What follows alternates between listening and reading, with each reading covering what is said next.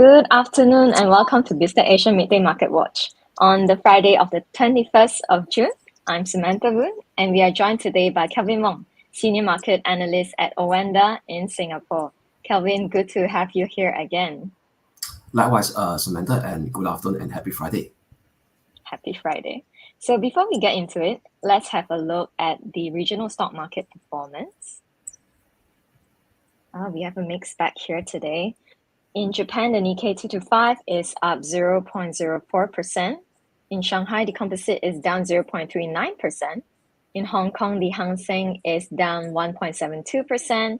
In Australia, it is up 0.17%. The Kospi is down 0.90%. In Singapore, the STI is up 0.23%. In Kuala Lumpur, it is up 0.22% for KLCI. Kelvin, what do you make of today's performance? Okay, so what we could see over here on the intraday basis is rather mixed bag among the major benchmark Asia stock indices. So one particular indices that stood up over the last today and even the last week as well is this persistence, sluggishness or weakness on the China-related proxy stock indices like the Hang Seng and the China CSI and the China A50. So one of the reasons market participants are rather pretty much concerned about this ongoing trade tension, not even in US, and it starts to spread out to the other major economies as well. So what we could see yesterday, there was actually an announcement out from one of the G10 nation, which is Canada, thinking about whether do they want to actually prevent China, we call it dumping of the electronic vehicles into their own industry. So it seems to us that the rest of the world is now not very in line with China flooding their domestic market with China leading electronic vehicles. So if this instance or news flow continues to play out, it seems to cause a bit of jittery towards investors' point of view, especially short-term speculators towards the China as well as its proxy major stock indices in Hong Kong. Mm-hmm. Yeah. So let us turn to have a look at Japan. We have some key data out. We had the inflation data and the flash services and manufacturing PMI out this morning. Do share with us your thoughts as well as how it would impact the movement of the dollar-yen pair.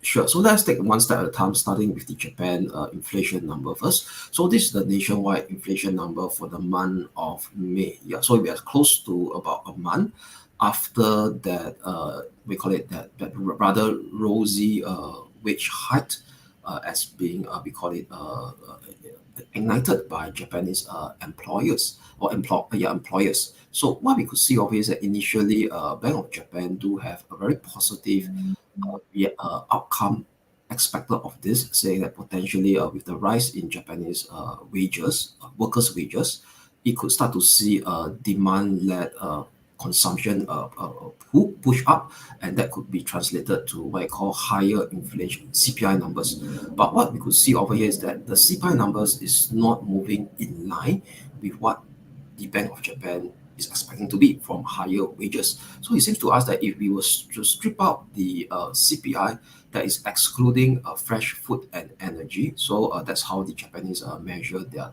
the demand driven CPI, it actually continues to decelerate from ever since the start of this year.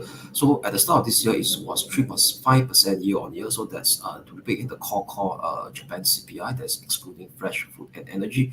For the latest data that was released this morning, it came in at 2.1%. So that's much more lower than 2.4% in April. So overall, what we could see to us that Japanese consumers is not spending as desired by the higher wages. So now, what does it translate in terms of the economic situation in Japan right now?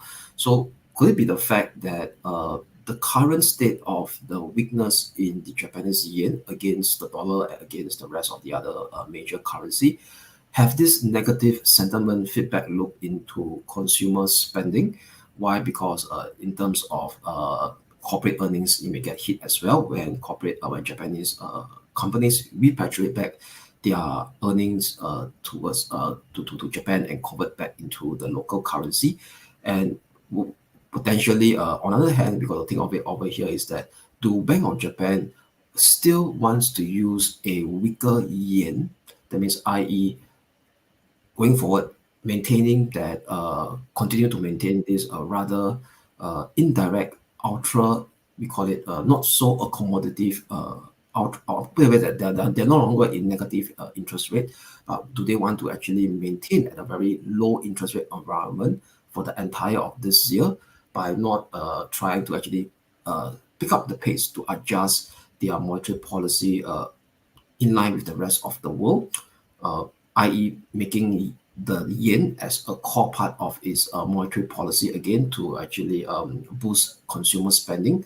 Will that be a case? I would say that at this point in time, it's pretty cloudy. Why? Because from some studies being done by the Bank of Japan economists and even private economists, stating that in fact the weaker yen at this juncture, at this point in time, is actually driving this very weak consumer sentiment, which eventually actually lead to this ongoing lackluster deceleration trend in the Japan core CPI data that is pretty much evident in today's latest release. Thank you, Kelvin. So not just Japan, we also have the Eurozone, the UK, and the US having their PMIs released later today. So what's your outlook on the trajectory of their currency markets? Okay, so maybe let us start with the Eurozone first. So for the Eurozone, it will be the flash PMI data for the month of June. So on the manufacturing side of the Eurozone status is continue to be rather lackluster. So markets expecting it to be in a contractionary pace again for the month of June, coming in almost unchanged at 47.9 versus 47.3.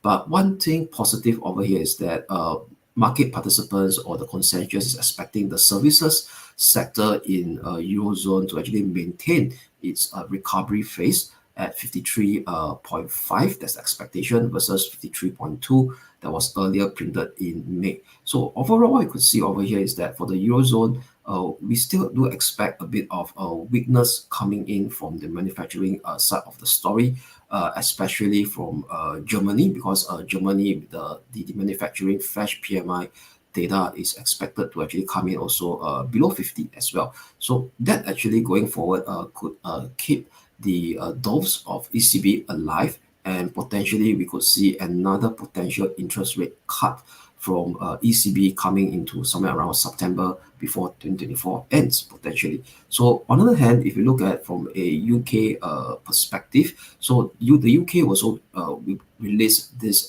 set of flash PMI data, but for the UK, both the manufacturing and services are still expecting to be in an expansionary mode. So for manufacturing PMI for June, the consensus is expecting it to come in at 51.3, almost unchanged from May figure of 51.2. And on the other hand, the services is expected to actually expand to 53, almost unchanged from 52.9 in June. So net overall, it seems to us that this UK side of the story is getting a slightly more rosy compared to the Eurozone over here at this point in time. But do not forget, yesterday we also do have this Bank of England monetary policy meeting. So given that their latest guidance, very likely they will actually look to actually normalize their current restrictive monetary policy, but at least potentially enacting one interest rate cut before 2024. And so that's very likely coming in the months right after the 4th of July snap UK parliamentary election. So, but if you look at the current fundamentals on between the Euro and the UK, and also given the fact that we could potentially see this ongoing political risk premium that is still rising in Eurozone due to the fact of that upcoming French localized legislative election. The first one will be up on 30th of June. That could actually see a bit of pressure on the Euro sterling rate that is right now hovering close to a 22-month low. And lastly, what we have for today before we end the week, we do have the PMI data as well, compiled by the similar compiler, which is S&P. So in fact, today is a global release of this flash PMI data across the world. So for US one will be coming at 9:45 p.m., slightly 15 minutes later after the start of the US stock market opening. So market participants are still expecting a kind of a rather rosy state of the US economic growth, more like a Goldilocks scenario. Why? Because for the services, market is still going to expand at 53.7. For the manufacturing, is expecting to come in at 51. So net overall, it seems to us that the US economy at this point in time is still flashing some data point that is still supporting against the rest of the world. There are this shiny beacon that is still kind of being resilient, given the fact that the rest of the world has show some signs of deceleration in terms of growth due to the last few 1.5 years of restrictive monetary policy. So given the fact that unless we start to see a very, very strong deceleration in these services data, using the services PMI data that came in below expectation, because market expect at 53.7. So let's say it came in around at 51 or even 50 mark, hovering at around the expansionary level, that could actually prompt the Fed to actually start to move the needle by offering much more dovish guidance instead. Because right now, the Fed is still rather unreluctant to be as dovish as against its rest of the other counterparts. So they are taking things one step at a time and being data dependent. But overall, market is still keeping that one interest rate cut alive. So far, as based on the current Fed funds future pricing, based on the CME Fed Watch 2, to have a very high odds of it coming in September this year. Thank you so much, Kelvin, for your insights. My pleasure.